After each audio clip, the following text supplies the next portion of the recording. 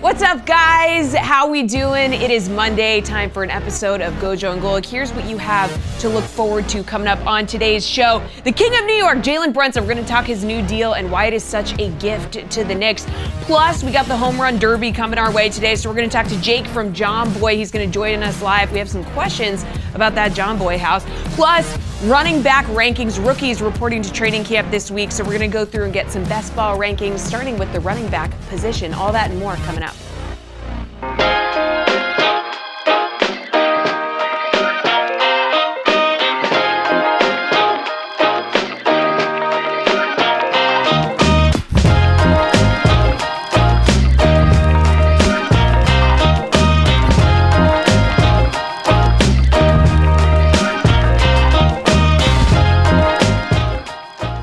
What's up, everybody? Welcome to GoJo and Golic. Mike Golic Jr., Mike Golic Sr., the aforementioned Jesse Cofield here on a Monday with you guys. We got a great show for everybody. As always, make sure you download, subscribe, rate, review us.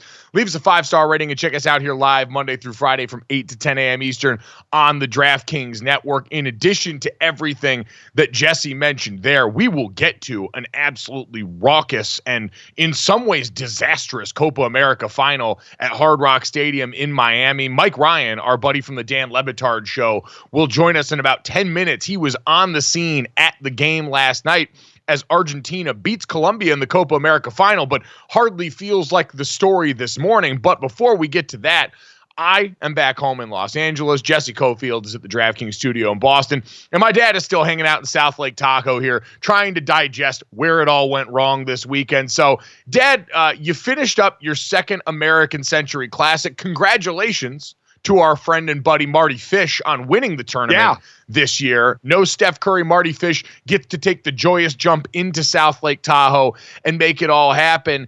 He's the winner. Dad, how do you feel and overall about your performance in year number 2 here, finishing up your final round yesterday? This is just such a great event. I mean, what they put on here and how great it is out here. You know, we're at the American Century Championship, Lake Tahoe, Edgewood, where the golf course is.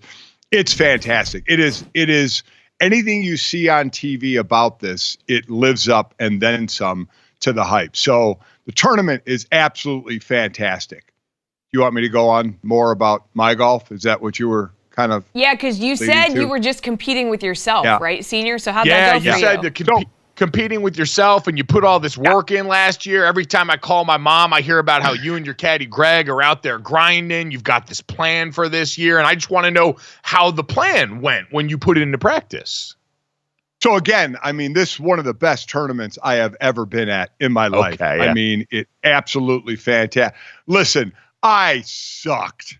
I mean, I'm so bummed. And, you know, at some point I just had to put it away and just understand where I was and just how great it was. The whole family was out here, every sibling, every better half, both grandkids. I mean, so that part of it really was the best part of it. It was very cool because when the family starts growing, you never would know where you can get them all together.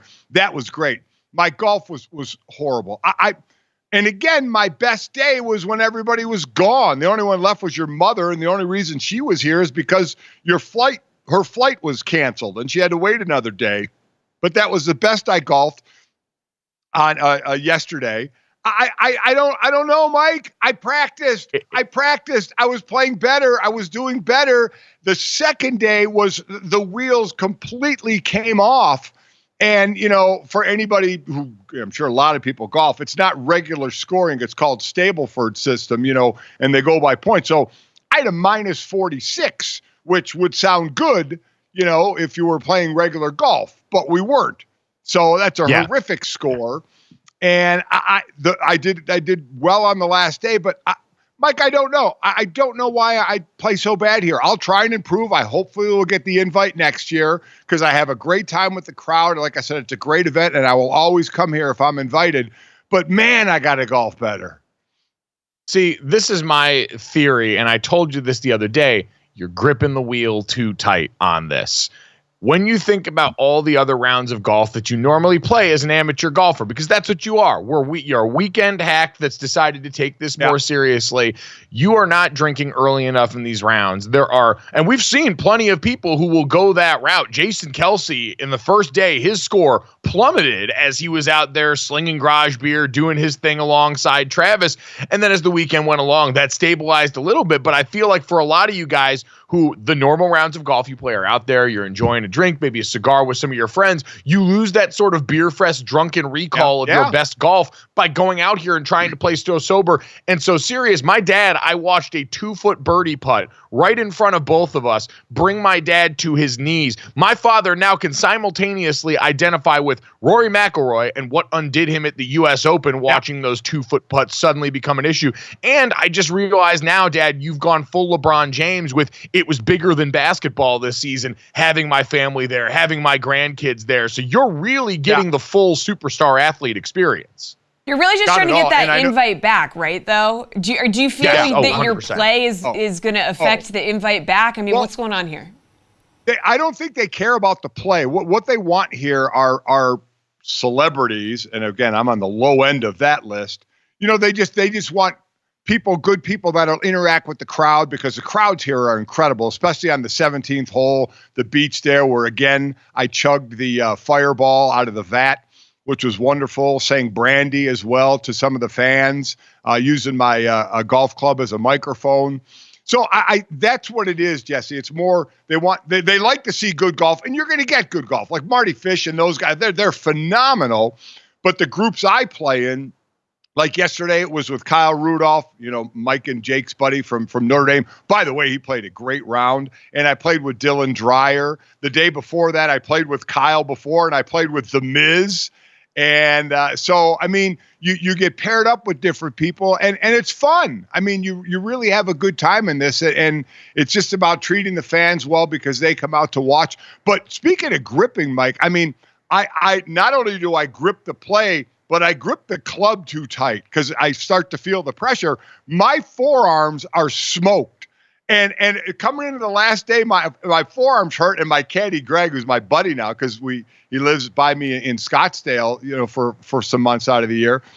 He's like, "You're obviously grabbing the club too tight." I said, "Yeah, no kidding." You know, and it's the worst part about golf is you tell yourself what you need to do, and then you don't listen to yourself.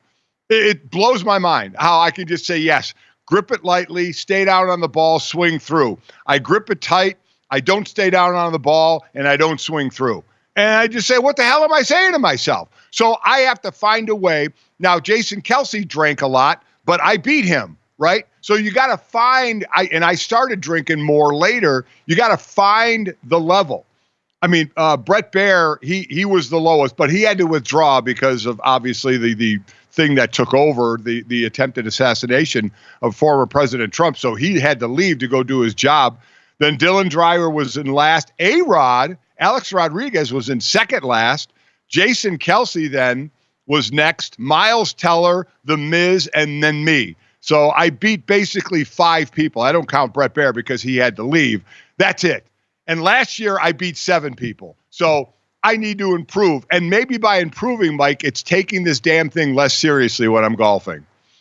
I think that's a great place to start. I think if we were looking at general sports advice coming off this weekend, it would be for you to enjoy what was, again, an incredible tournament. We all loved being out there, had a great time, and hope to be back for years to come on this front. Take your time to enjoy all that and take this less seriously. And maybe my advice for the security surrounding the Copa America final would be to take things a little bit more seriously, because last night was one of the most chaotic and insane sports scenes I have seen on American soil in quite some time. We will get ready to talk to in just a couple of minutes our buddy Mike Ryan, who was at South Lake Tahoe with us. We saw him on the home stretch of your second to last round at the American Century Championships, and then flew back to Miami to go to the Copa America final to watch Argentina and Colombia in what was an awesome weekend for the sport of soccer, football worldwide, where you had the Euro 2024 final finishing up with England and Spain, and then you had Copa America as the nightcap. And instead, what you got was more of a raging bender to end the night here.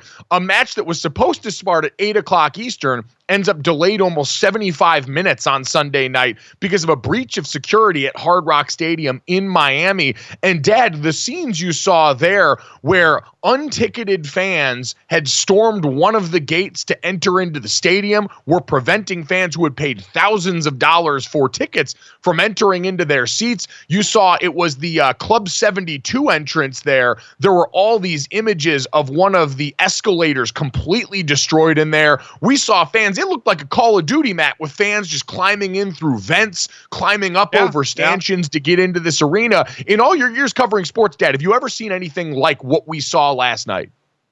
The only time I've seen a rush like that is remember, and it doesn't really happen anymore, is the day after Thanksgiving, the big shopping day, where everybody is waiting outside to open the doors and people go flying in and stuff gets broken and people get trampled. This was unbelievable. People go, as you mentioned, going in vents. And this wasn't just a couple of people. This was stunning what happened. And imagine going to your seat that you legitimately paid for, and there's people sitting in your seats, and you go get security, and security says, at this point, we can't do a damn thing about it. They could do nothing. They were absolutely overrun, and they couldn't deal with it at all. I mean, that was, I have never seen anything like it, but we shouldn't be surprised that it happened in soccer, because it is not only the most popular sport in the world, but probably the craziest fans. And I should take probably out of that. Fans in the world we are seeing will do just about anything, good or bad. There's no doubt about that. For more on the scene inside Hard Rock, Mike Ryan from the Dan Le Batard Show joins us now. And Mike, we appreciate the time. We know you were out there, so let's start with that. Take us through the scenes as you saw them trying to enter Hard Rock and check out this match. Well, from the very beginning, I knew something was wrong because I'm a Hurricane season ticket holder. I know generally how there is a perimeter at that stadium and how stadium ops usually go, not just for Miami Hurricanes games, but big-time NFL games, concerts, Formula One. And approaching the venue, it was already super different, and you knew that it was going to be a bad day. There wasn't really any police uniform presence outside the stadium. Typically, before you even get into the stadium, people are checking to see if you have parking tickets. All the uniform personnel was inside the gates. So to get into the venue, you would have to navigate a ton of foot traffic, a ton of pedestrians. I was getting yelled at by uniform personnel on the opposite side of the gates, telling me to drive into the stadium with nobody assisting my car to actually get into the venue and avoid hitting people. Now, I was one of the lucky ones where I got in there and I got I knew that it was going to be a bad day, so I carved out like 3 hours ahead of time to get there, but I showed my parking pass, and additionally, they asked me to show my tickets. Apparently, I was one of the outliers, and they didn't do that for a lot of folks. And then actually trying to get into the venue was a whole nother different type of nightmare. How was like the game? Once that mad rush happened, how was it in the stadium then? Because as you said, you were one of the lucky ones, but people who had seats couldn't get even to their seats, and security wouldn't do anything about it. So how was during the game? How was it all? Did it ever settle down? So I actually went in through the 72 club entrance, which is where I usually go from the Hurricanes games, and that was also well off. They were basically funneling anybody with a club level seat into one doorway, meaning like there were other suite entrances. Those doors were closed. They had metal detectors, but people for whatever reason would refuse to let other folks in. I actually got to the front of one of those lines after people tried to bum rush it a little bit, and I said, "Hi, this is the club entrance usually," and they pushed me aside and directed me to another huge line that had already started wrapping around the venue. And I'm like, "You're going to funnel everybody with a club level seat into that one door?" And later, several hours later, there was photos of that escalator just being totally destroyed. It was a really bad scene. It took me, I usually, once I make that exit off of 27th Ave to get to the stadium, that maybe takes me about 15, 20 minutes to get actually to my seats. That whole process from turning left onto 27th to actually being in my seats took about 2.5 hours. And they were refusing to open certain gates, which got people really, really discouraged. And it was tight walking through the outside of there. You could feel how unsafe it was. It was hot. It was people were agitated. People were getting pushed up against one another. And these people, they were there to have a good time, but they weren't super sauced up. They weren't very rowdy. They were, I think it was a byproduct of just what a mess everything had become. And at that point, it's survival mode. People are pushing back essentially on uniformed personnel that understandably are under it. And some people have gotten through.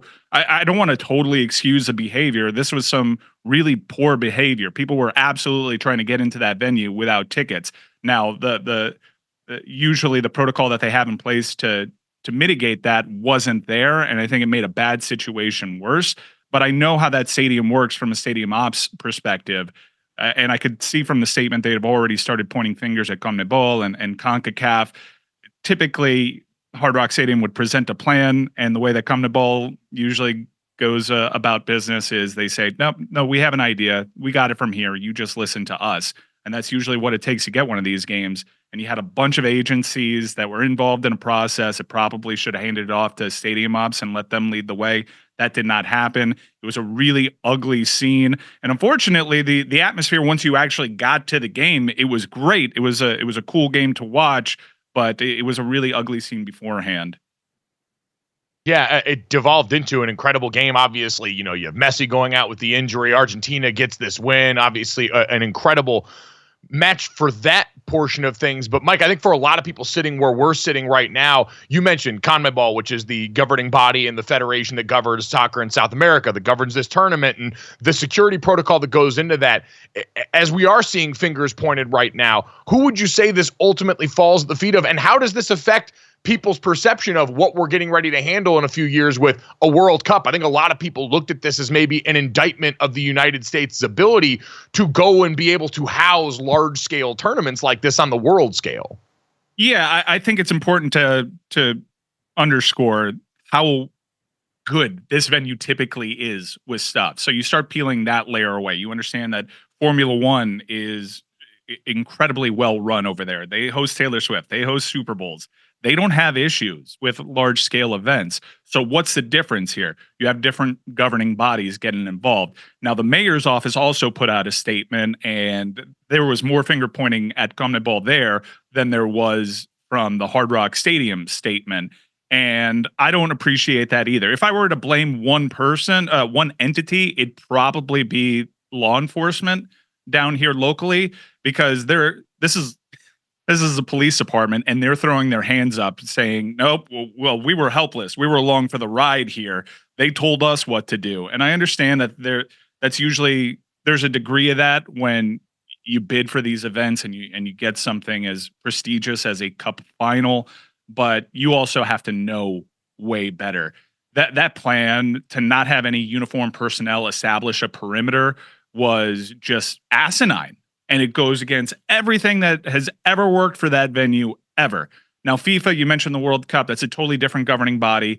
Usually with their events, they know how to establish a perimeter. So I'm almost certain people will learn from this, but it's a black eye for a venue that prior to, I would have said this should be discussed as one of the great sporting venues in the world. It should be up there with Wembley. There isn't a venue in the world that can host Formula One, Taylor Swift, Super Bowls, WrestleManias, college football playoffs, and do it as well as they have. There flatly isn't one that does it like that. And for that to go as poorly as it did last night, you have to start looking at the other entities that are involved with this. And it's the governing bodies that really don't know what it takes to run this specific stadium. And I think the stadium ops people at Hard Rock probably took a back seat, and you could tell that was going to be a bad idea as you were pulling in. And unfortunately, tragically, because I know some people got hurt, the night played out the way that it did, and it could have been all avoided.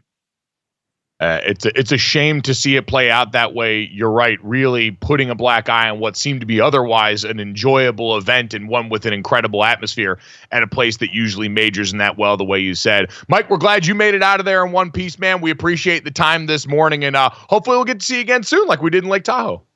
Yeah, yes. Hope to see the family out there. It was great seeing you guys over the weekend.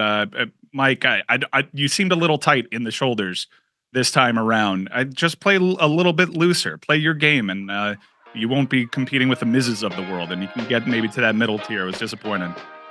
Which means drink earlier. Yeah, exactly. Practice first year earlier in the round. Lubricate.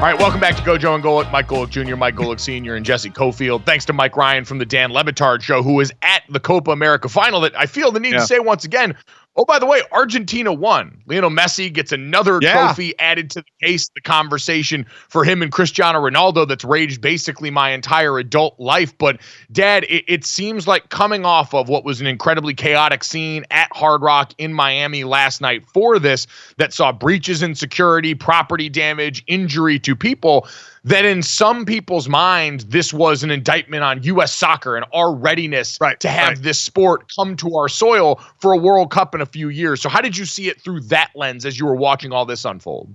Well, as I'm a very casual soccer fan, I'm glad we had Mike Ryan on to talk about the entities that were in charge of security and running this, because he's right. Miami is one of the great venues. They have held the biggest events you can possibly have. So they know what the hell they're doing there. So again, their own security took a back seat to who was running this, the bodies that were running this. But I'm sure a lot of people are thinking, oh God, what, the World Cup in 26, remember, it's in Canada, where it'll be in Toronto and Vancouver. It's in Mexico as well. Well, it'll be in Guadalajara and Monterrey. And then it's going to be, I believe, in 10 different cities in the U.S., including Miami. But you would expect something like this in a place that didn't have, the kind of experience Miami has. But you don't really put it on the people, the security there. And as Mike Ryan said, this is going to be a different body that's dealing with the World Cup than what was dealing with this. So I would, for those that are going, oh God, World Cup's going to be trouble. I don't think this is going to happen then. It's a whole different group running it. But it is surprising that a place that holds so many great things going on at that venue had this issue. Yeah, it's a reminder to people the next time you go to a sporting event to just look around and pay attention to exactly how many different moving parts you see on that given day. And Dad, given that we've worked in sports for a long time, especially covering football games, you've helped work the last couple of Super Bowls, so you've seen up close and personal the level of security and attention to detail and the amount of different teams that have to work together. We've seen what that looks like when everyone's used to working with each other, when those teams know exactly where to hand the ball off to the other. And now we've seen what it looks like to fumble it publicly here. I now share your enthusiasm and hopefully encouragement that with FIFA and with the World Cup, a much bigger operation even compared to this, that will have a group that's a little bit more used to going into all these different countries, going into all these different stadiums and venues, and working with the local law enforcement and groups there to try and make sure that this goes off well. Because again, I saw a lot and I understood a lot of people looking at this saying, hey, I don't know if we're ready for all this, but I think we've seen enough examples of us with this sport on our soil and that much larger event scale to feel like there's hope with that. So, well, I'm sure have plenty more on the fallout of this in the coming days here. But speaking of fallout, this last Friday, as we got off air and sent you off into your round at Tahoe this weekend, we saw more money coming out, although not as much as we expected, for Jalen Brunson and the New York Knicks. Jesse, this is a fascinating situation that unfolded with them this weekend. Yeah, as Woj says, largely unprecedented, but we saw Jalen Brunson sign an extension. He left $113 million on the table, so the Knicks have some flexibility there to go for a championship. So, guys, if he had waited until next year to sign his max extension, the total would have been $269.1 million, as opposed to that 4-year deal he extended to. He had $156.5 on that one. So, we'll need a cap expert to break the whole thing down for us. But in the 2027 offseason, he will be eligible to sign a 4-year, $323 million contract. So he's taken less so the Knicks can make a run here. Woj reporting he reviewed the contracts of like Patrick Mahomes, Tom Brady, Derek Jeter to see that blueprint for a superstar taking less so that the team can compete for a championship. What do we think of the move? Brunson more worried about legacy here than getting his payday early. I was going to say, Dad, usually I balk at the notion, what we hear from guys of, oh, they took less for this championship window or they're trying to secure their legacy. In this case, I don't know if there's any other way to really see this, because the idea that, oh, well, in 4 years, he'll have the ability to go and recoup a lot of this assumes a ton for a player that we just saw make his major star turn this year. This isn't like the examples that people want to bring up in the past of younger LeBron James or Kevin Durant Durant or even Tim Duncan, guys that were already made men who had, in some cases, much more in the bank, and in most of those cases also had been consistent superstars at that point, not ones that we had really seen hit their stride in this last year. This is a gamble by Jalen Brunson, even if normal people look at these numbers and say he's still set for life and generations of his bloodline are still set for life. Yeah, I mean, he definitely is. And a lot of people, I'm sure, people not in the sporting world are going to say, why wouldn't you take less to help your team? And it's like, hey, when you're the one, doing the deal, and unions want players to take as much as they possibly can because it's always going to help the next guy and the next generation do that. So a lot of times the union are not happy when things like this happen. I know that. I don't know that from personal experience, but I know that from players who I played with who, try and do this and done that down the road, in the last decade or so to try and help their team. We know Tom Brady has done this as well. LeBron just took a little less, right? As well to do it. So it's been done before. And to Jesse's point of when he's eligible for that next extension, he's going to be over 30 years old. So who knows? Because that next extension is 4 years for $323. Gang, that's $80 million a year by my quick math. $80 million. And we're going to get there. It's going to happen. But I could see it more for a Anthony Edwards, an SGA, guys who are younger, right? Where 3-4 years from now, they're still in there, that 26, 27, 28 range. He'll be 30 or more. Now, maybe he'll still be playing at that level, to recoup that. But I mean, that's what I've talked about. When you have the ability to choose where you play or choose how much you make or be in a negotiation for it, every individual is different. Some want to be in a certain part of the country. Some want to be by family. Some want to make as much as they can. And some say, you know what? I'll work with you so we're not over in basketball, the second apron, to help out to win a championship. So it's up to the individual player on what their needs and wants are. Yeah. So again, over $110 million left on the table by not just doing this extension next summer when he would have been eligible there. Dad, again, there's no other way to really read this. It seems like Jalen Brunson really loves this team, wants to keep the group together, and thinks they have the opportunity to win something seriously here in New York. And we've talked about it once Mikal Bridges came over. You've basically got not basically, it's the Villanova Knicks. It's an incredible team of guys that were all together in college and won a championship together and seem to have this real camaraderie. There's a real excitement around them coming off this last year. And this move was done with the idea of keeping that group together during a window where they feel like they have a real opportunity in the Eastern Conference to go and put a crack in the armor of this Boston Celtics team that just won. Yeah, and because it seems that we've talked about this now in the NBA, that it seems like we're past the bringing in mega superstars and putting them together as now trying to find the one key piece. As Bridges now in New York, is Paul George in Philadelphia, and then you build from there. They're going to build with the team they have in New York, just adding a piece here and there. They're going to build with the team they have in Oklahoma City. I'm looking at the young teams with a piece here or there. It's not try to build that superstar, that super team anymore. It's grow from within and add a big piece every now and then, and that seems to be where the Knicks are. And he's now, got deep I will ties. say two things. Go ahead.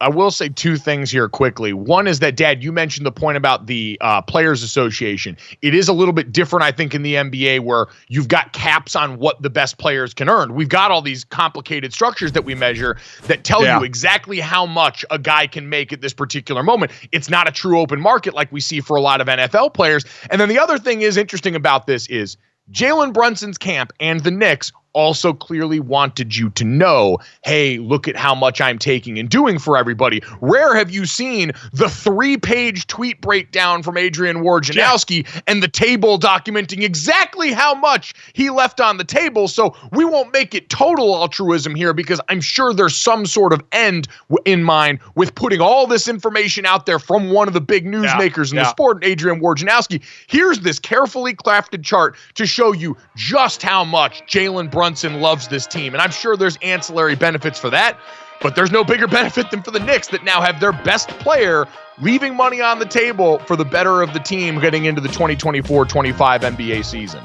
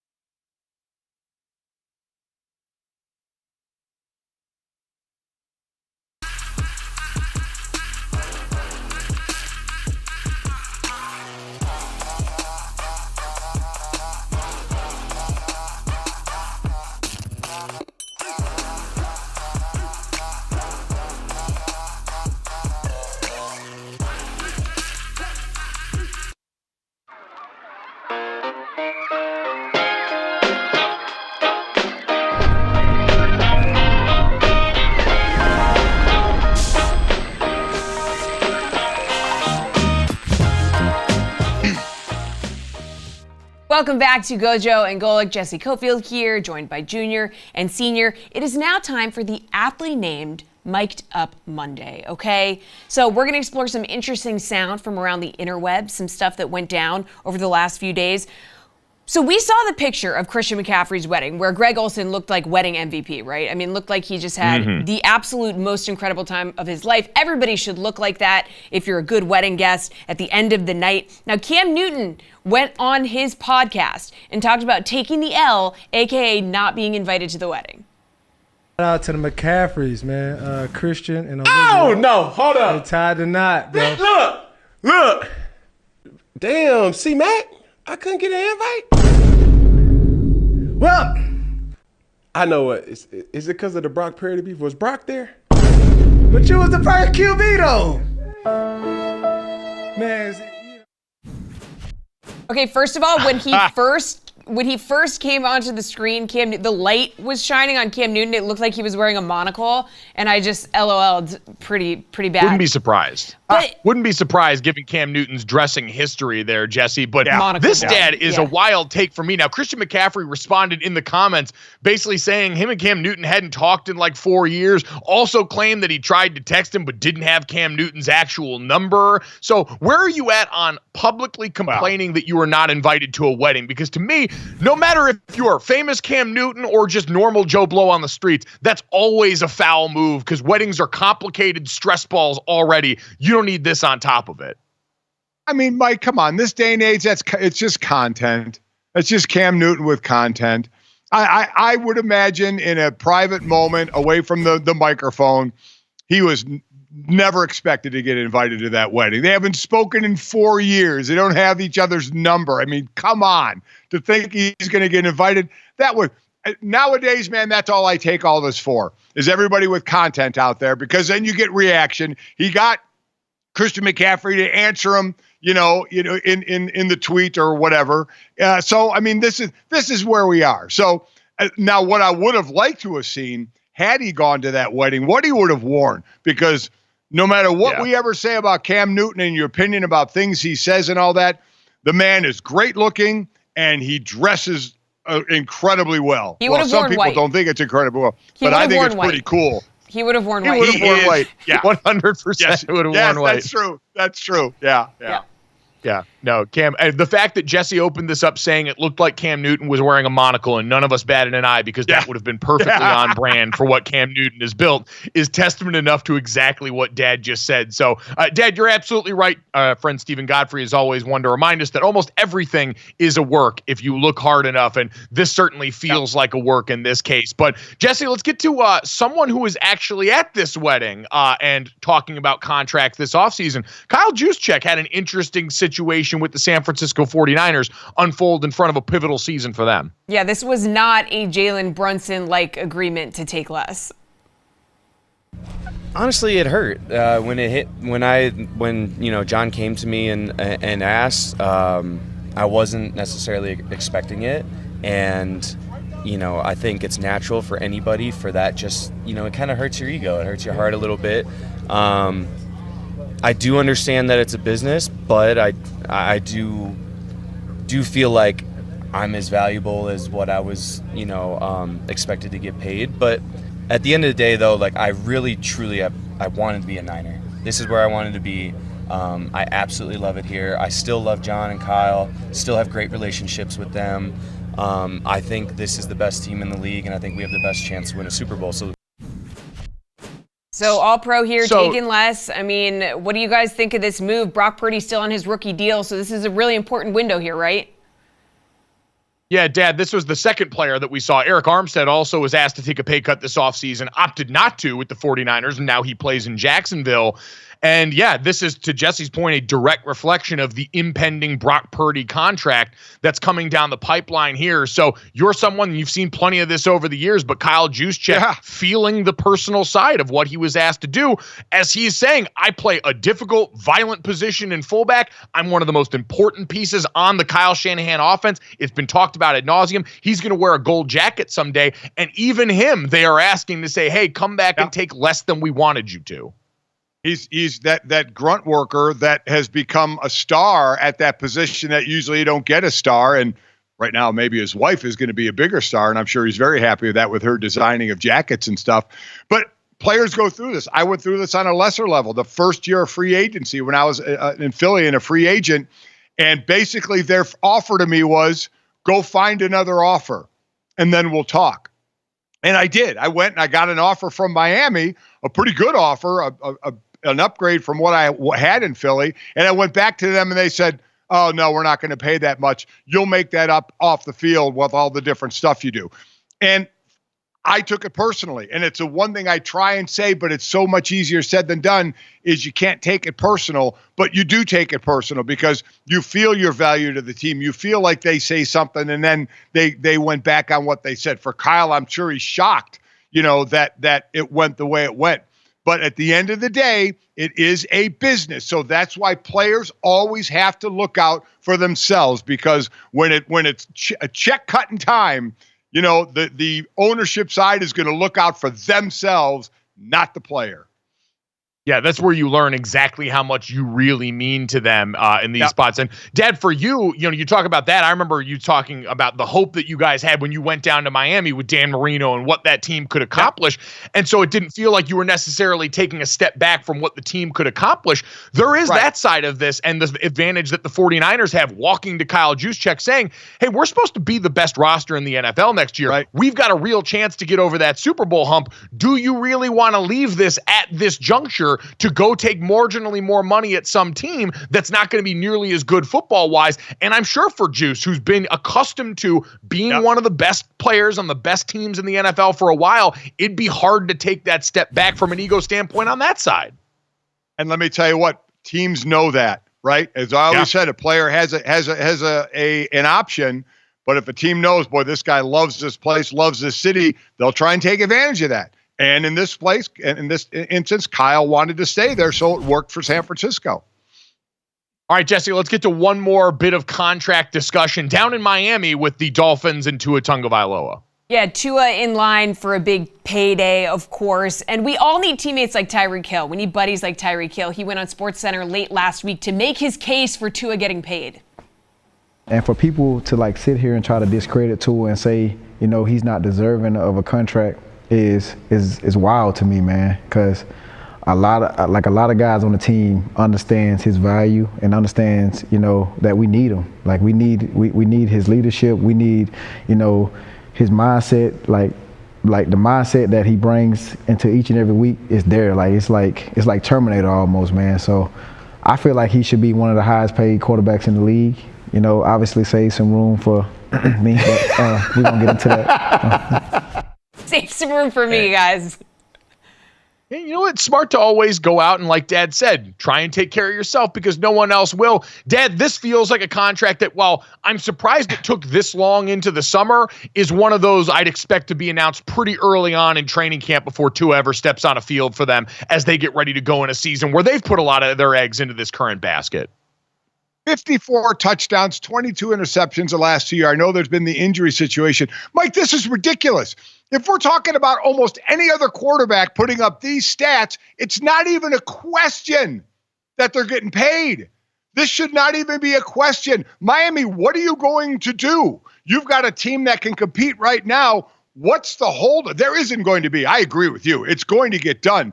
But to question this is just the way it is. You put up the numbers at that position, you're going to get the check. And sometimes the best quarterbacks normally at times for a while aren't the highest paid. It's about timing. He should be one of the highest paid quarterbacks given the numbers he's put up. That's just the bottom line at that position in this sport.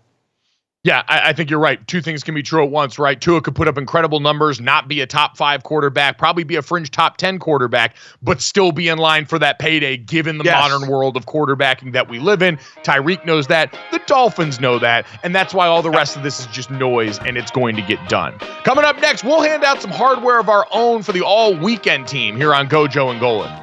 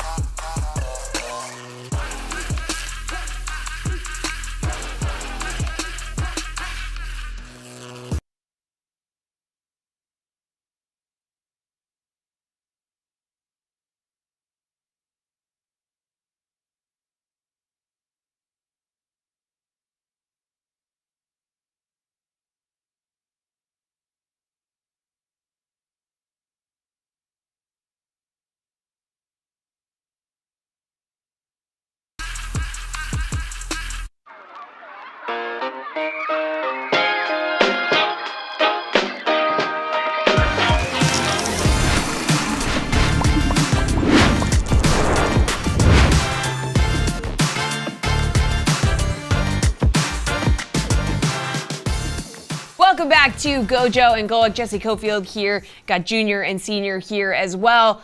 Guys, it's Monday. It means we got to go through and get your all-weekend teams going. First team all weekend and second team all weekend. So GoJo, let's start with you. Who gets the second team honors for you?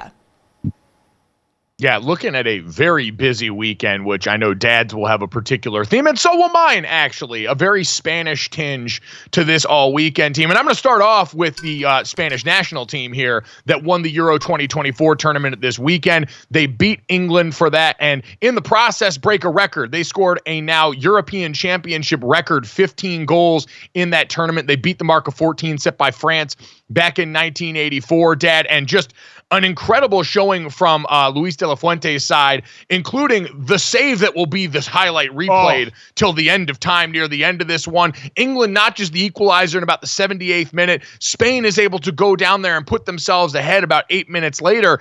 And then down off a corner, England gets the set piece, gets a great look at a header originally stopped by the goalkeeper, and then eventually a header by one of their position players as well to keep England from being able to even this up late in the match and ultimately take this home. A thrilling finish to all this.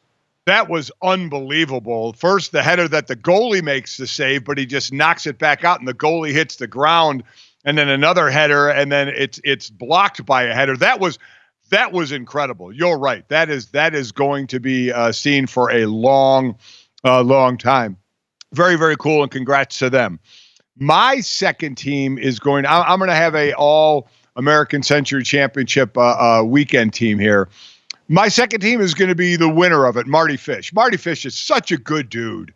I mean, just such a great guy to represent being the winner here and just how he treats everybody. Again, all these celebrities are so nice to everybody. But I remember Marty was in a battle last year with Steph Curry, who is not here because of the Olympics. And it came down to the last hole here.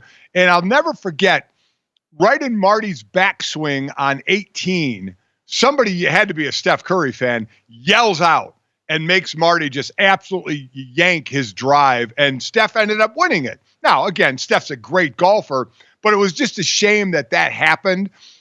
This year, Marty was battling with Joe Pavelski, who ended up second in this. Actually, Annika Sorenstam ended up third in this, but Marty took over in this. Adam Thielen, for a bit, was the leader early on in this. A heck of a golfer. But Marty Fish gets the win. Again, great dude, great golfer, by the way. So congrats to him for win. You get some good money out here. I always love they make you sign. They say, they ask us all, do you want to keep your amateur status? So if you make money, you don't get the money. I'm like, I have no status. I actually have to sign a piece of paper saying that, I'll be a pro in this if I'm to get some money. It's somewhat ridiculous. So Marty Fish is my second team winner. Congrats to Marty. Congrats to you being able to keep your amateur status coming off this weekend. I know that means a lot to you. That's something you hold near and dear to your heart. And so I'm glad you could walk away with that. My first team all weekend goes to Carlos Alcaraz, who we ran and raved about on Friday. It was the one bet we did get right, which betting on the young man, the 21-year-old Carlos Alcaraz, who's now won back-to-back championships at Wimbledon. Dad, he's now getting ready to enter some rarefied air. And I do think we need to stop and consider how special it is that we are coming off of a golden era of men's tennis. We talked for so long about the big three that we had in men's tennis for Novak Djokovic, Roger Federer, Rafael Nadal to all be winning majors at the same time. Was a run we'll probably never see at that level again in our lifetimes. But the fact that we were immediately handed Carlos Alcaraz as the standard bearer for the sport is a stroke of good luck that not many sports seem to get right now. And why are we allowed to mention him in this? Because after this one, Dad, he's now won all 4 of his major final appearances. Carlos Alcaraz trails just Roger Federer, who was victorious in his first 7 major finals. And by winning the French Open and Wimbledon in the same season, Dad, in the last 40 years, he joins just Novak Djokovic, Roger Federer, and Rafael Nadal as the only men to have done that. So he's already putting himself in conversations with them. He's already got 4 to his credit and seems like he is in position to keep stacking these well into his 20s as we've got the next all-time great in tennis right in front of us. 21.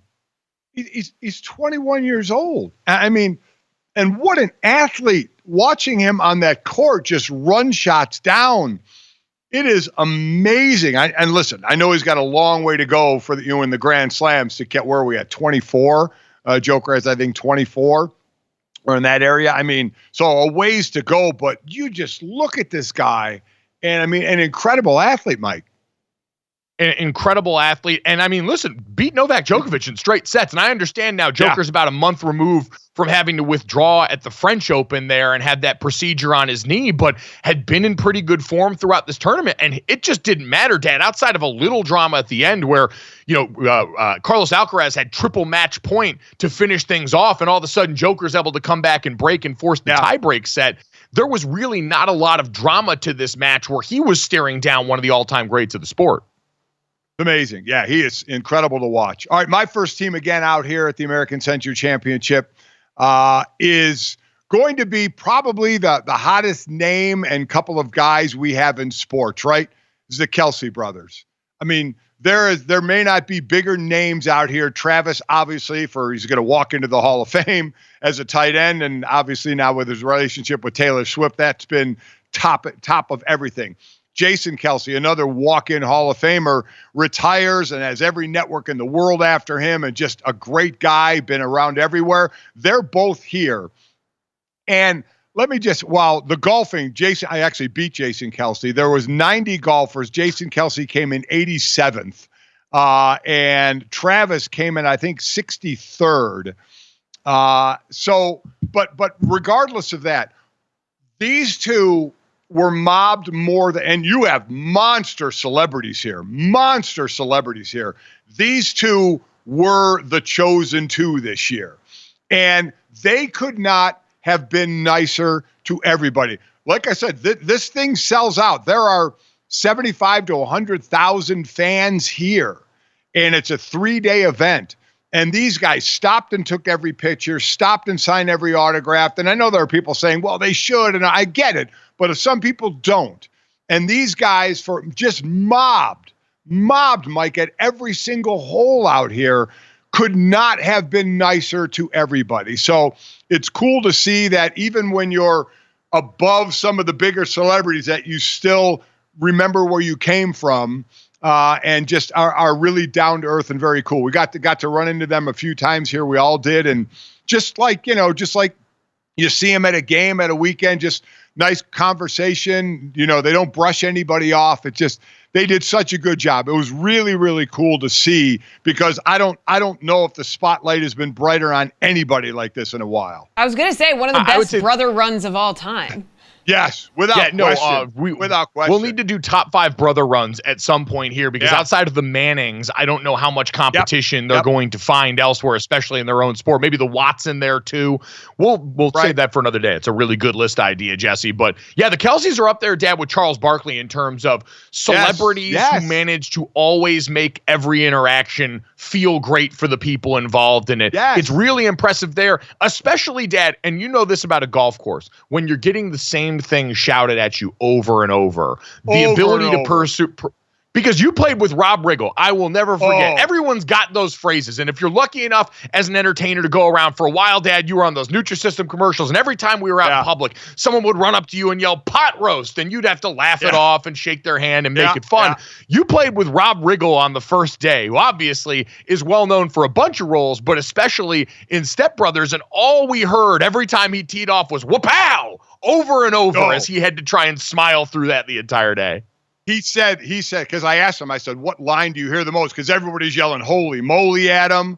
And he said pow was the big one. Just like last year when I played with Miles Teller, the amount of Top Gun themes that were played on people's phones by him. And, they just accept it. They're cool with it. They laugh it off. They sign autographs. They take pictures.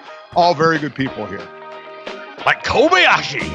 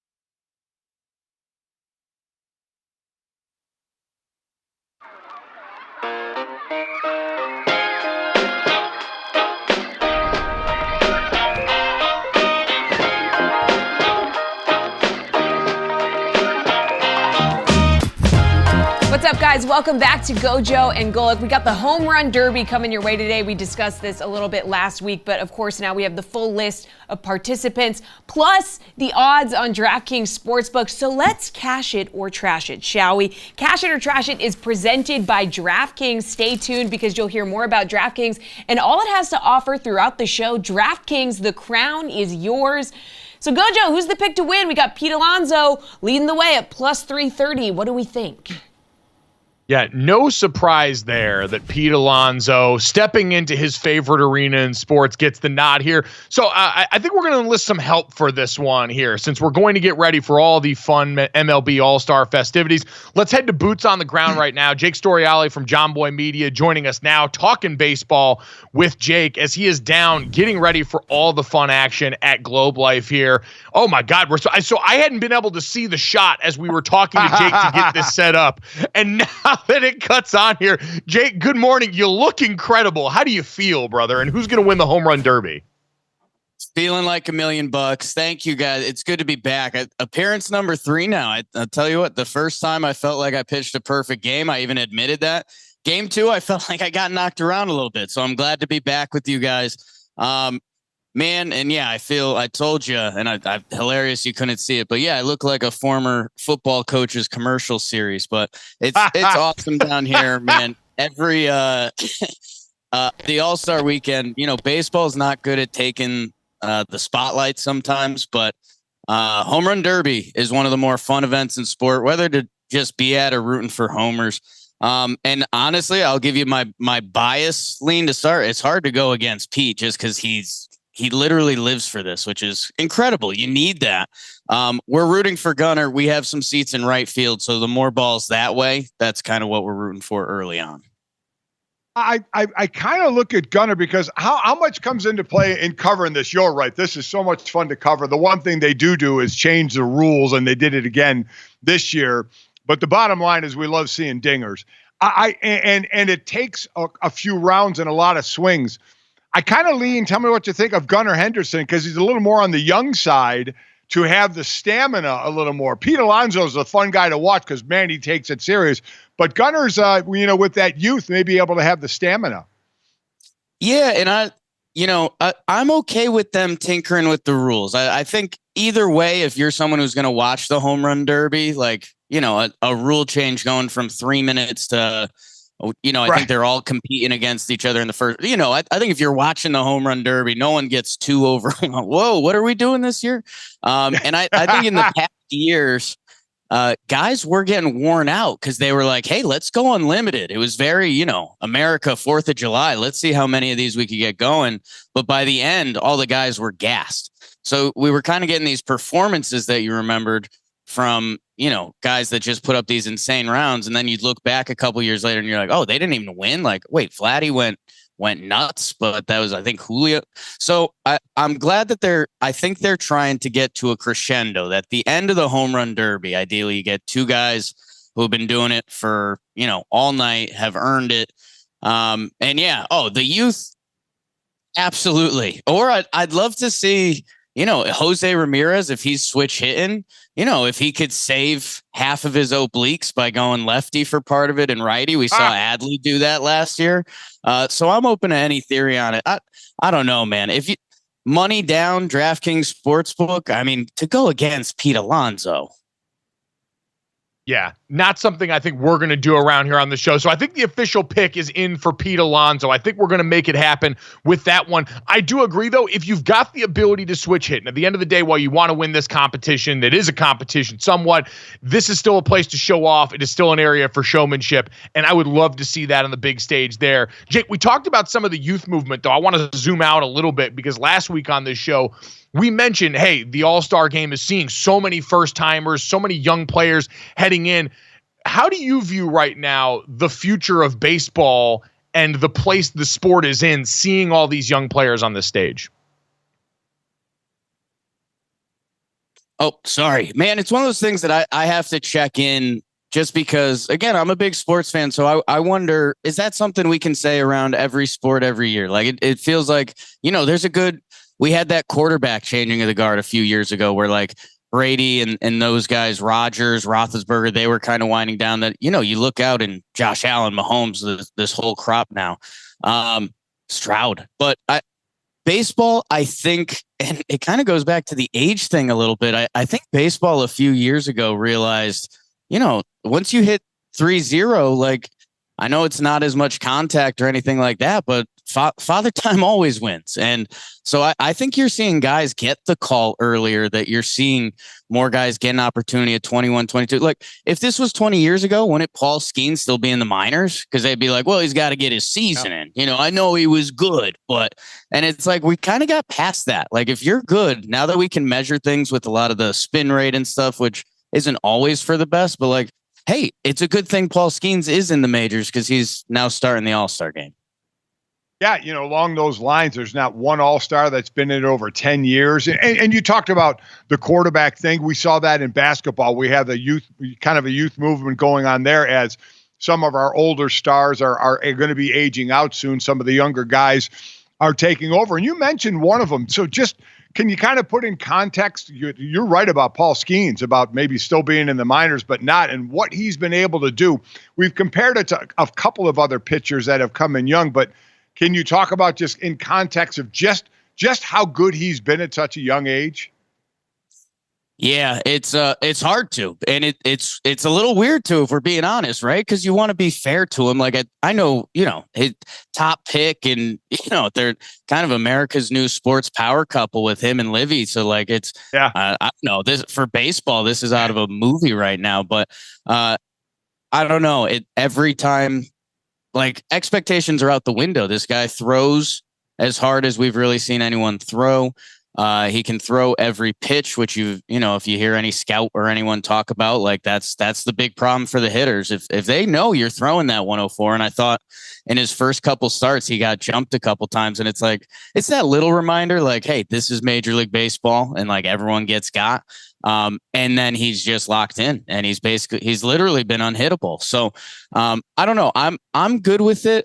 We went to the Players Alliance, party last night, and, you know, for players, there's a funny side to it that, you know, it's still the All-Star game. Like, starting the All-Star game is a thing. Like, Garrett Cole wanted to start the All-Star game.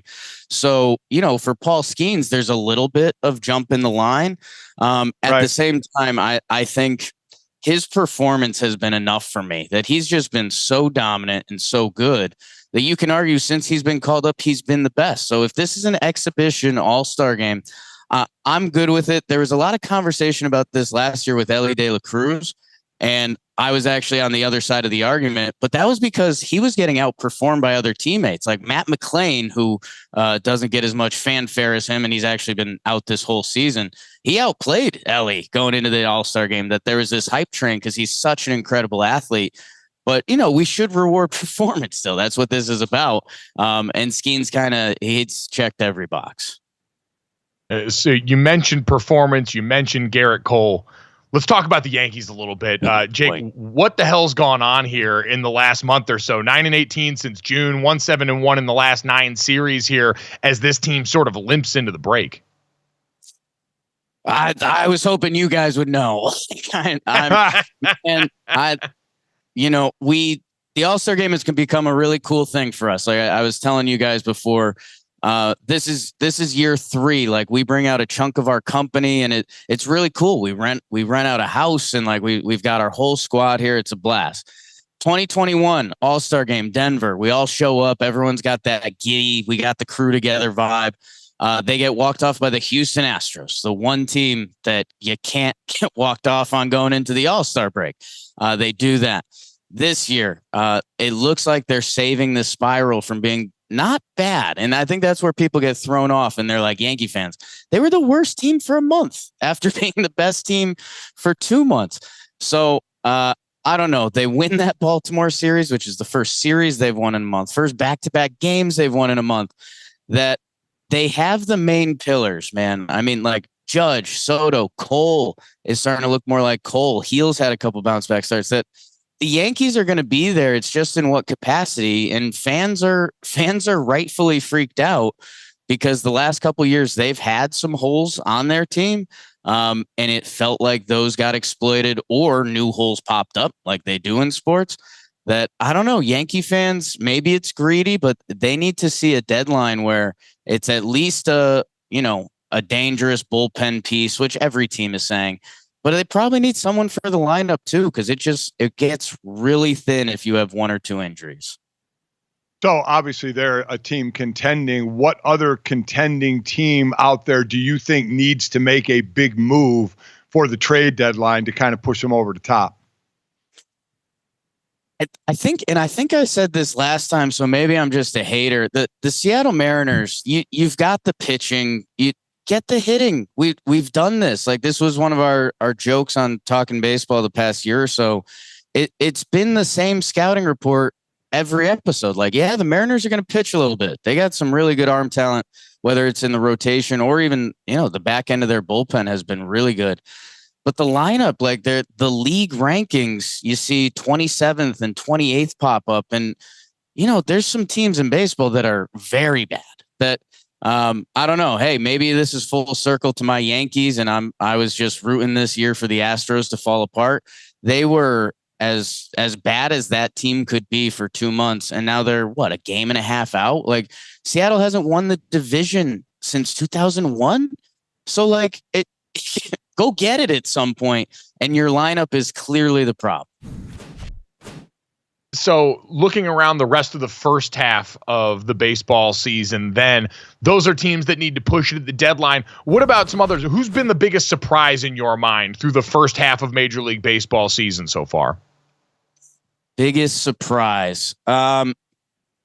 I might lean Milwaukee. Like, we knew Milwaukee has been building a good baseball program. They've been near the top of that division for most of the past couple of years, but it felt like this was the year that maybe, they trade Corbin Burns before the season. They had a young crop of players get called up last year, and everyone's like, hey, the Reds have something brewing. The Pirates actually have something brewing. St. Louis had been one of the, most consistent, proud baseball cities that it was like, if there's a year for Milwaukee to fall off, it's this year. And not only have they pitched, which has kind of been their calling card a little bit, but God, their offense has been electric. They've had guys step up. Bryce Terang has been one of the best second basemen in baseball. William Contreras, I think we've gotten too just bored with how good the Contreras catching bros are. Like, when you do brothers in sports right now, those guys deserve more love. And Yelly has actually gone back to being a star. So I think it's Milwaukee for me, and they've kind of established themselves, them and Cleveland, as I don't know, what we used to think the Tampa Bay Rays were, just they're going to put a good product on the field every year, no matter the payroll or whatever they're doing. So, coming into the season, everybody was basically saying the Dodgers need to win this thing for what they've done. Phillies have the most wins. They're the only team over 60 wins. Dodgers there with 58 with a few other teams. What have you seen from them so far? And were you one of those that said for them it's win it or you've completely failed? It's tough because it's close to that. It's close to that, right? For what the Dodgers did this offseason and the Shohei contract and trading for Glass now and Teoscar, their bonus 1 year, $23 million all-star that the Dodgers have the luxury of adding.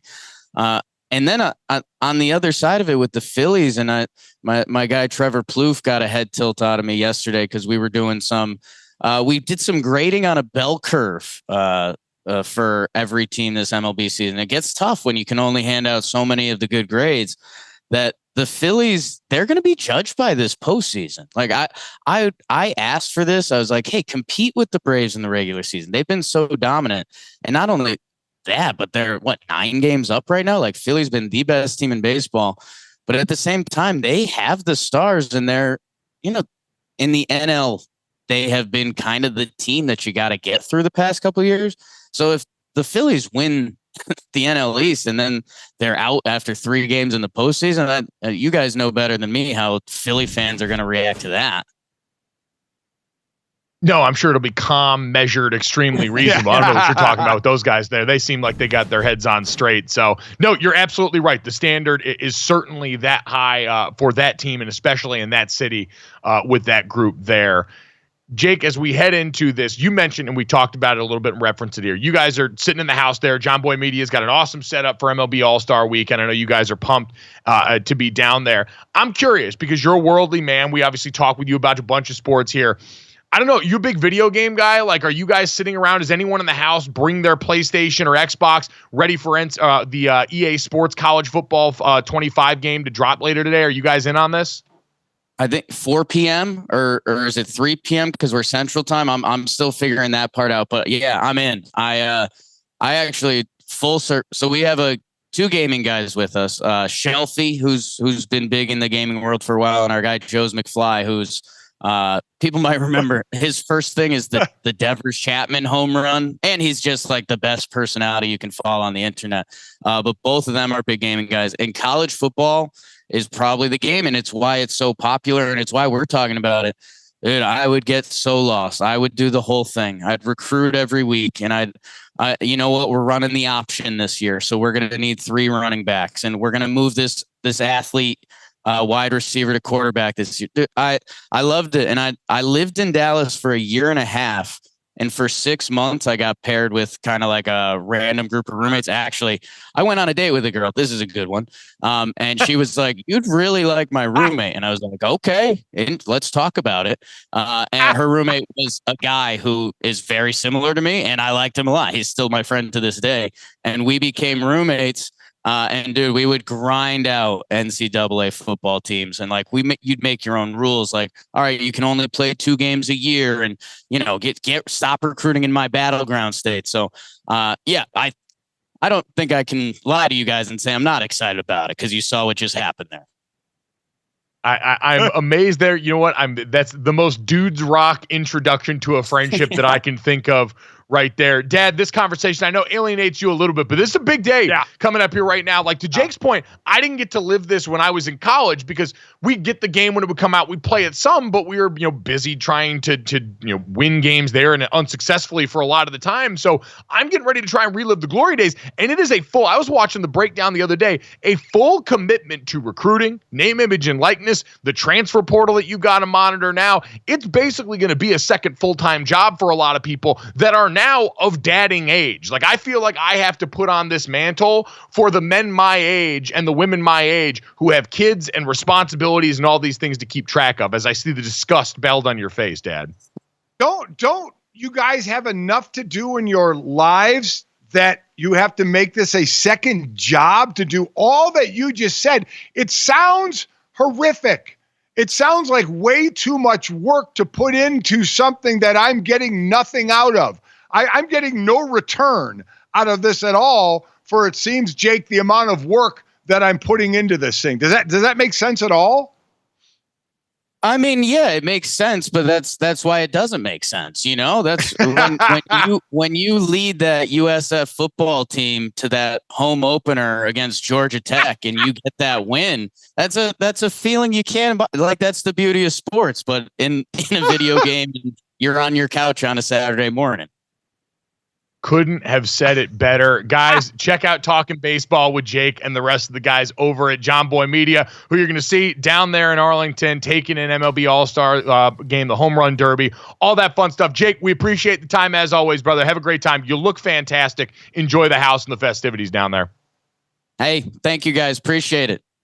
Thanks. Mike, awesome stuff. Listen, I never really played. I played video games growing up, but never like sports ones. I had never really got into those. I was, the Donkey Kong and all what was big in my day, right? And I never really got. I just don't believe in. I just can't put the time in. It sounds like it's a lot of time to put into that thing. Yeah, if there's like I'm sorry, but if my husband was like, "Sorry, I can't help you watch the kids. I have to play this video game," you would be reading his obituary soon thereafter. That's why I have to step in. I have to play the game for the others who can't right now. This is my sacrifice for the men and women out there who are putting in the hours elsewhere. Coming up next, though, if you like games, we got one for you here at DraftKings. It's almost best ball season, and we're going to help you load up on the right running back for your squad next on GoJo and Golic.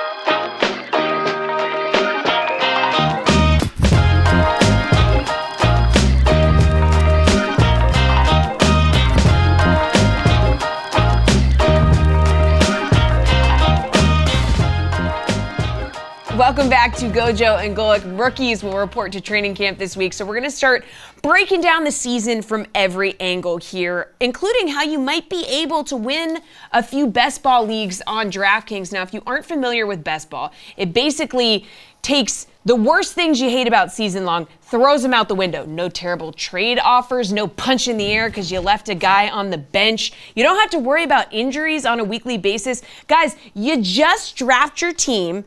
Whoever on your roster has the highest score amount of points for that position each week, that's it. That's what you get. That's your score. So a real Jesus take the wheel situation. We love to see it, okay?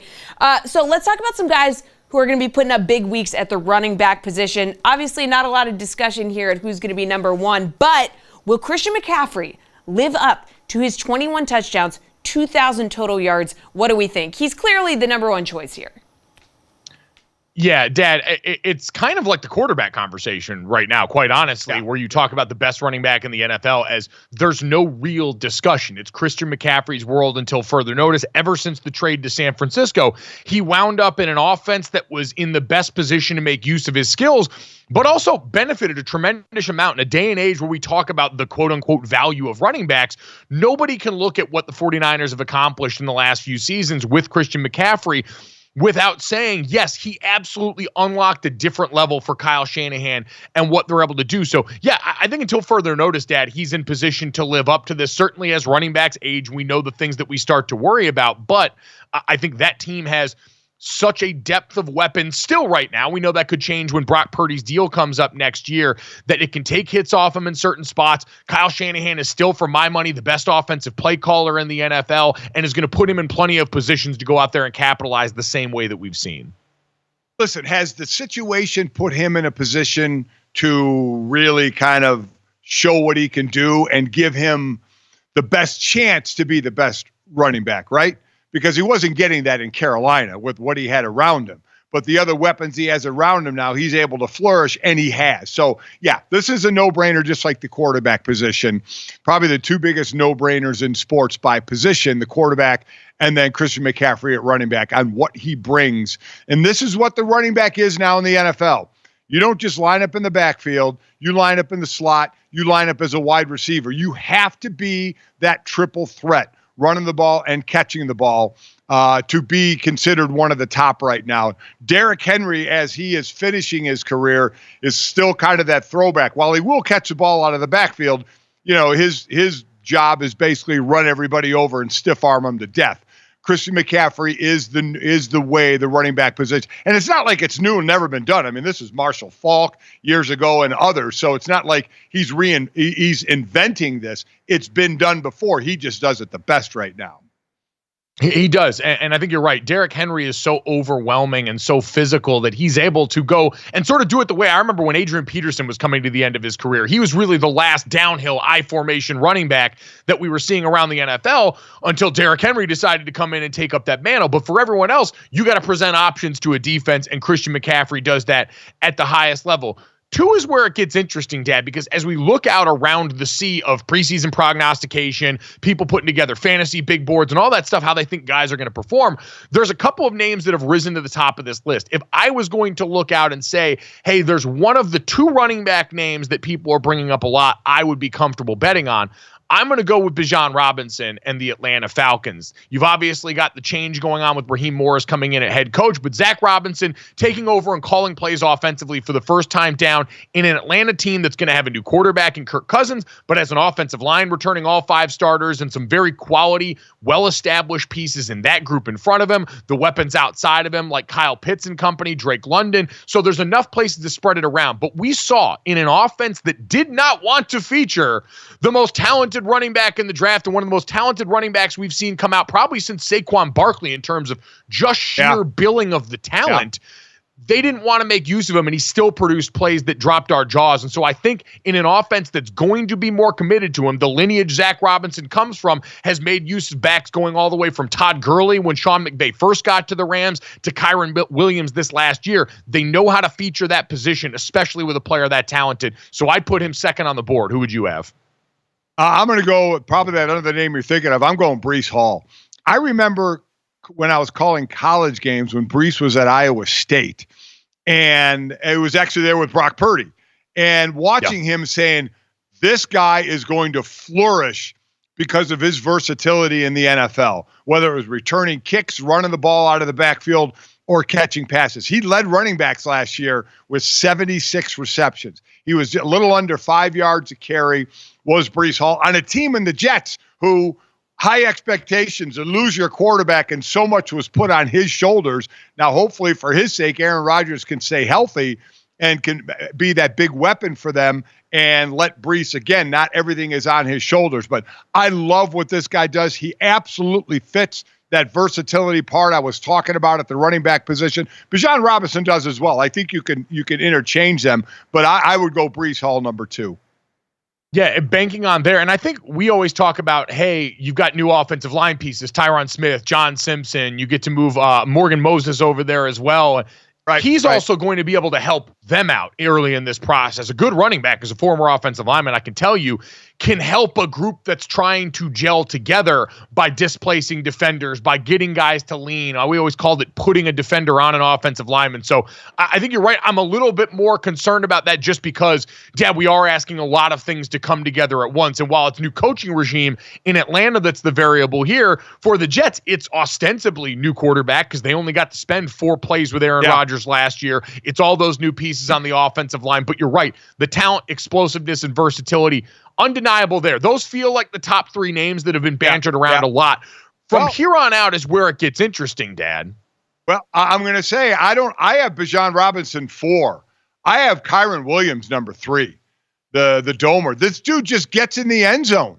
I mean, it is and I don't look at yards that he got. I look at he averaged 5 yards a carry. That's more what I look at, because sometimes you don't get as many chances as some other running backs. So this guy obviously can catch it out of the backfield as well. Not nearly as much as the other guys do. Like I said, Breece Hall led the way. Then Alvin Kamara had 75.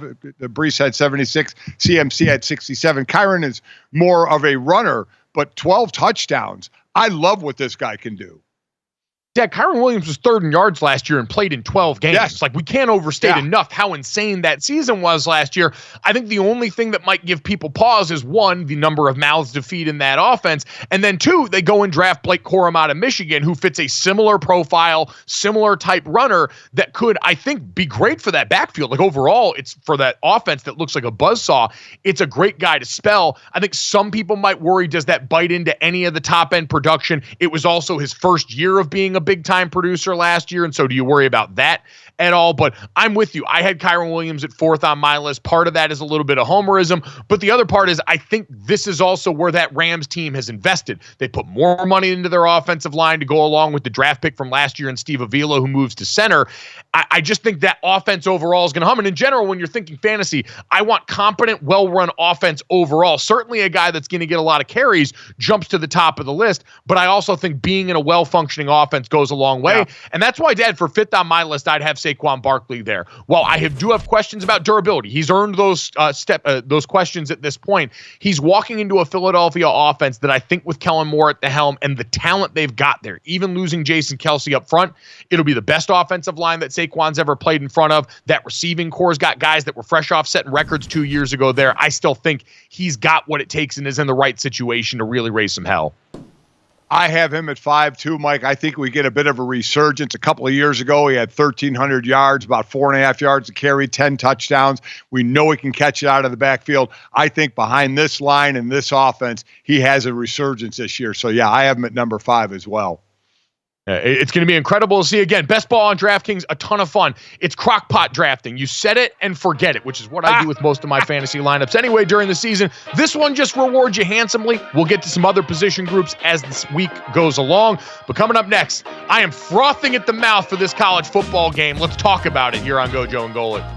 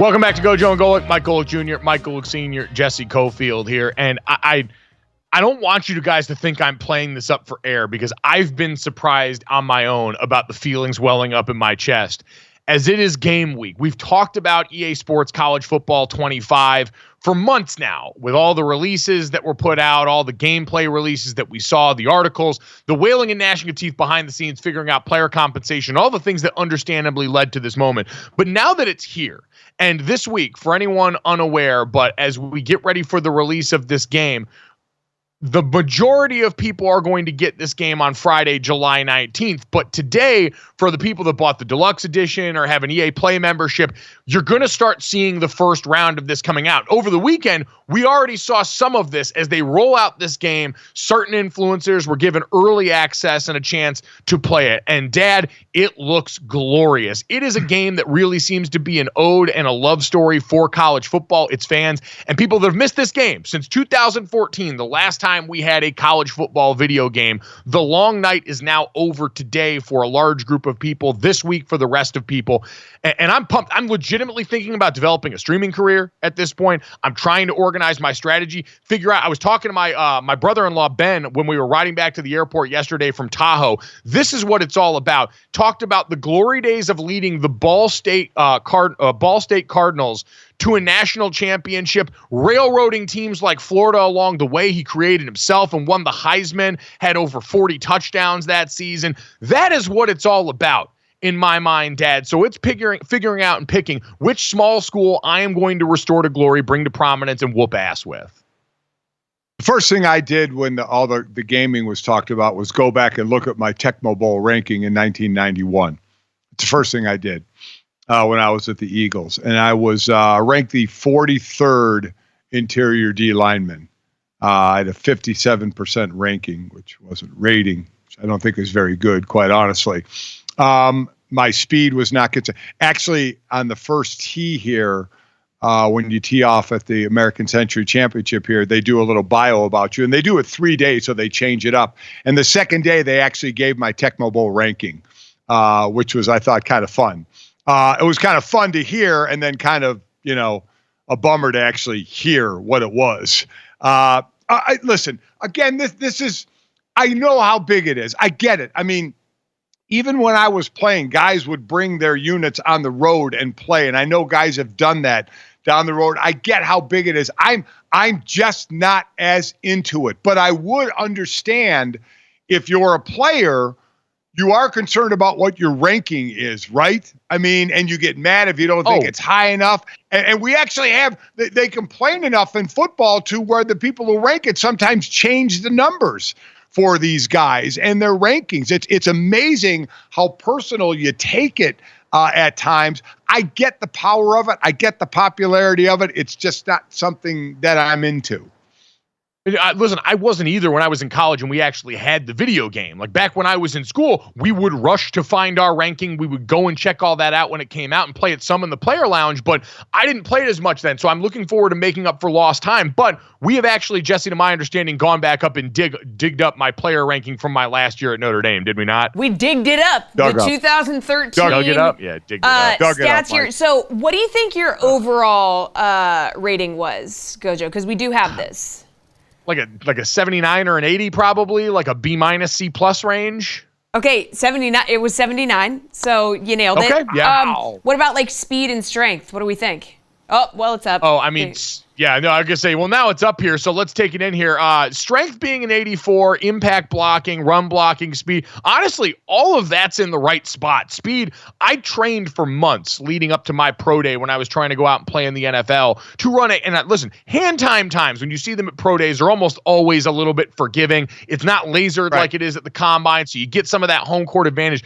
I trained for months to run a 5.3 840 at 300 pounds. Like, that is embarrassing for a person of my stature and an undersized player that was always going to try and have to work speed. So honestly, Dad, I look at this rating. This looks exactly like me. They did a phenomenal job.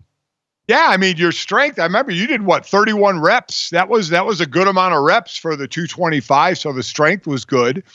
Yeah, I mean, it kind of hit, it's one of those where you kind of go, yeah, you'd like to be higher, but the man in the mirror knows better than anity of where you really belong. The sideburns, though, are really giving. But also, Travis Hunter, he had some stuff to say about this. Maybe they could have used you on their O-line. Right, Gojo? Yeah, well, see, this is where it's going to get spicy now, because the one thing that has changed significantly since the time I was in college is the access that you have through all of this. Guys have become streamers. We've seen plenty of professional athletes, college athletes go this route.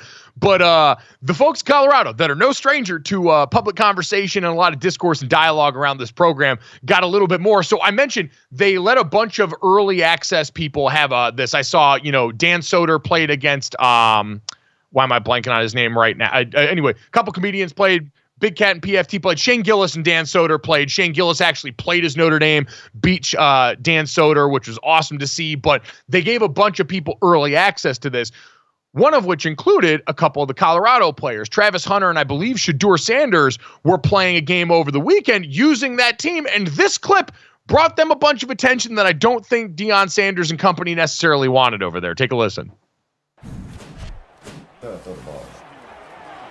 Okay, bro. Why am I getting chased by? There we go. How? The O-line is realistic. Yes, very realistic. What you mean? Niggas can't block for nothing. So they were responding. There's a chat on the side that they can both see. And so the chat, someone said the O-line's realistic because Travis was playing as Shedeur there, getting chased, running for his life in the backfield, and ultimately getting sacked. And when Shedeur pressed him on it, Travis said the O-line is trash. So, Dad, I mean, in all seriousness, brutal move there, an awful thing for a teammate to say about another one in public like that. Listen, you know my feeling on this stuff. I think it's horrific. Yeah, feel free to throw the ball and not hang on to it all day in the backfield as well. Your O-line wasn't very good, but you didn't help. Dad, it was Travis saying that, not Shador about his offensive line. No. I understand that. I know it was Travis saying that. But I'm backing up the O-line, which was not very good. But I'm also talking about the overall, them saying that O-line wasn't very good, that all the sacks were on the O-line. You know, Shador needs to look in the mirror as well and hanging on to the ball too long. And for Travis to say that, you know me in that stuff, Mike. I can't stand it. I absolutely can't stand, Shador saying everybody thinks plays us for the Super Bowl. No, they don't. You guys stink, okay? You guys do. You guys haven't proven anything just yet. And now people are going to try and knock you down, not because it's their Super Bowl, because they're tired of hearing from you. That's what's going to happen. Sometimes your mouth starts to write a check that you're going to have to cash. And unfortunately, you can't cash it very well right now as a team. And ripping your teammates, yeah, that's a great way to go about it. Just rip your teammates. Mike, you know me. You know how this angers me to no end. You know what? Back up your teammates. Keep your mouth shut about ripping your teammates publicly. But guys today can't do it. They have the microphone in front of their mouth. They have too many ways that they can get the word out there, and they have no problem, it seems at time, ripping people they shouldn't. I'm not a fan of it. I know that's kind of the way things go now because everybody, in the social media world out there, or the way everybody can talk in front of a microphone. But that ain't my world, and I will never get used to something like that. Listen, I don't think anyone that's played a team sport would endorse this, at least most of the people I know. Like, you always have your teammates back publicly, and then you guys can figure it out privately behind closed doors. We've talked about certain instances where it can leak out, where you try and address things and it doesn't get done, and you try and send that message a little more calculated publicly.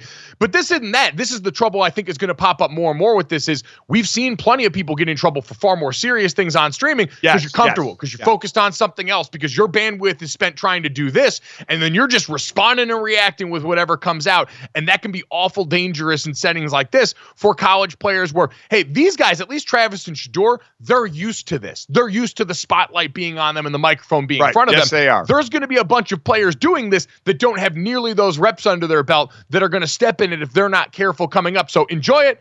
Play responsibly. I'll send out my tag in a while when we get this thing up and running here as the dynasty gets ready to reign in college football 25. Coming up next, we'll finish off the show the way we always do with this, that, and the third next here on GoJo and Golic.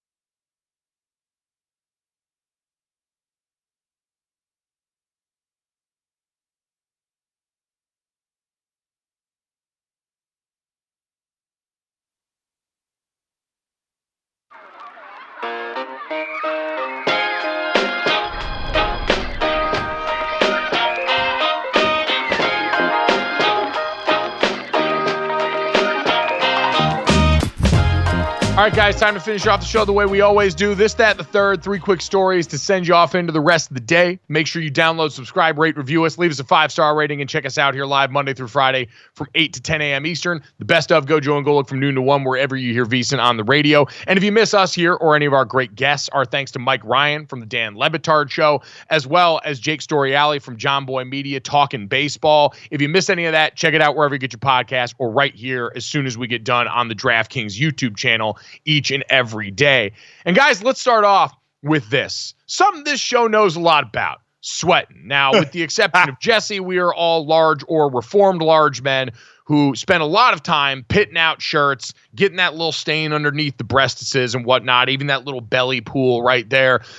A luxury fashion brand has now decided to make our culture their costume. LGN is selling shirts and sweatshirts featuring printed sweat marks. The collection is priced, Dad, at about $350 a shirt. And for years, I heard my brother look at luxury designer handbags and say to my mom, "Oh, I could make that for you." I can actually confidently say, if you're looking for some sweat merch, bring it on over to my place. It is about to be August in Los Angeles. I promise I can sweat through a shirt for you. I can save everybody $350. All right? Go out and work out in a shirt, and you have a sweatshirt without spending $350. $350? Are you kidding me? Let's not diminish our contributions, Dad. Not everyone can sweat. We're real sweaters out here. There are a lot of people, you know, those annoying people that like go, and Jesse, I'm sure you've heard these people that are like, "Oh yeah, I just don't really sweat when I go and work out." I sweat podcasting here. I'm built different. Y'all are not like me. Yeah. We are not the same. Yeah, but listen, if you're going to buy this period, I have a problem with you. But if you're especially going to spend $350 on this, then, I mean, you need to look in the mirror, and the asshole is you.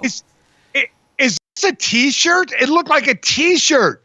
You're spending $350 on a T-shirt. Yeah. I mean, you know what?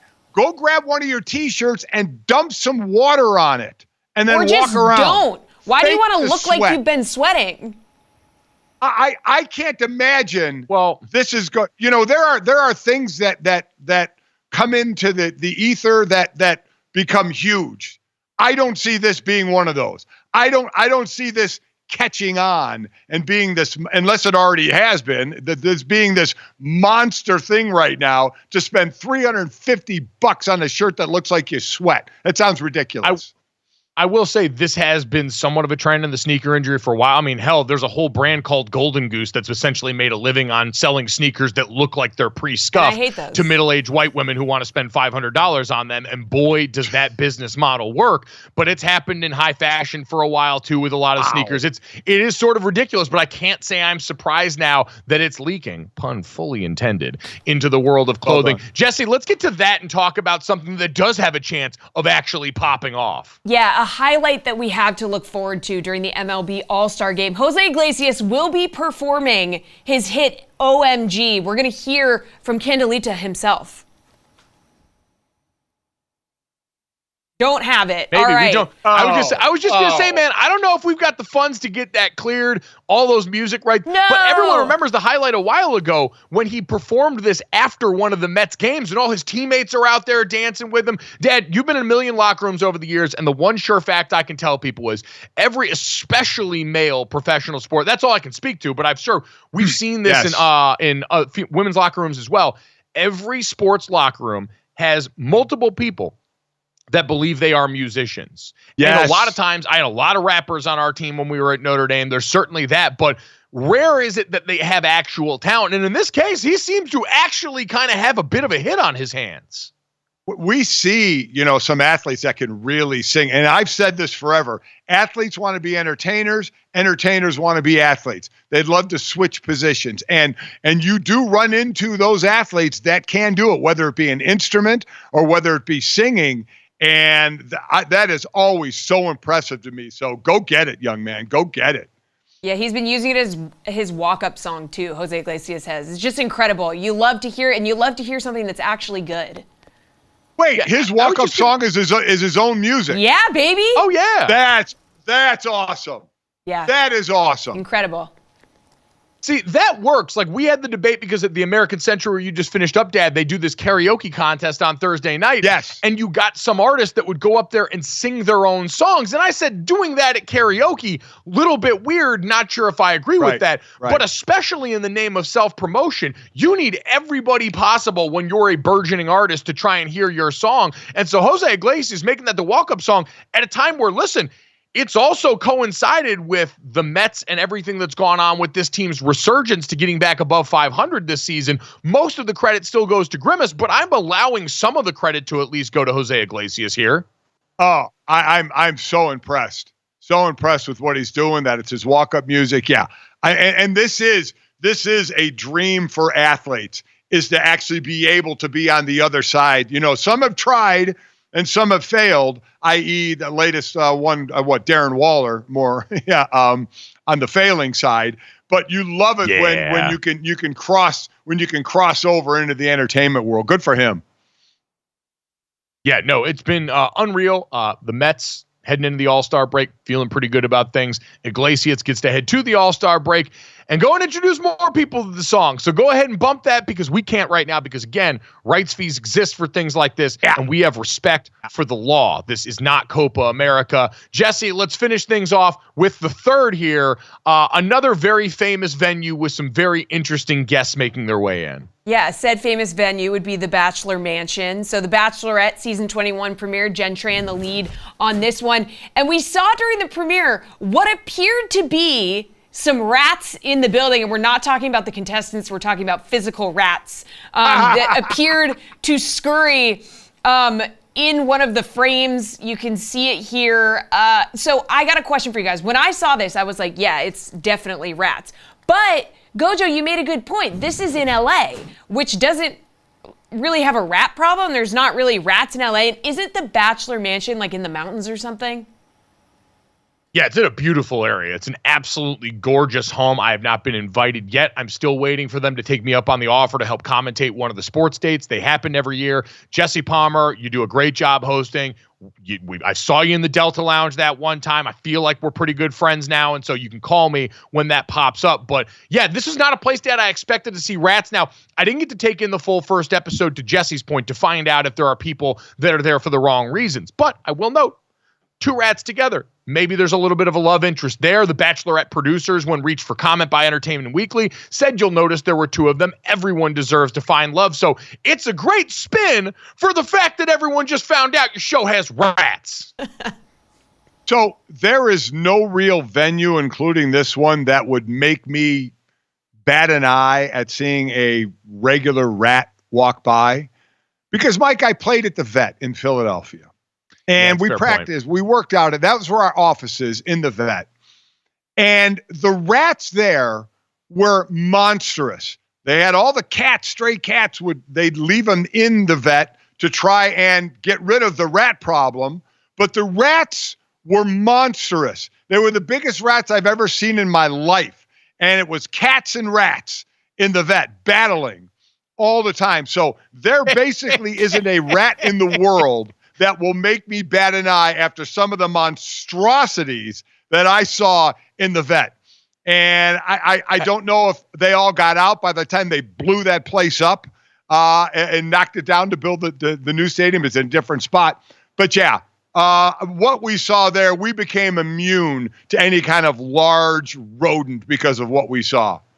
I mean, ring, the cats and it's PETA on the horn asking about the cats. Oh, I mean, I just like that the rat problem was such a zombie-like proliferation that, much like in one of those post-apocalyptic movies, they're like, the only way to get rid of this is to nuke the stadium the way that they did. By the way, I'll finish off the show with this. I admit I'm wrong. Shout out to super producer Brandon, sent me an article from Fox LA. Los Angeles, according to recent data released by Orkin, its annual list of the top 50 rattiest cities in America, Los Angeles, number 2 behind Chicago. Los Angeles has more rats than New York. Never would have guessed it in a million years. One thing I can tell you, though, this show doesn't have rats. Download, subscribe, rate, review us, leave us a 5-star rating. Thanks so much. We'll talk to you guys tomorrow.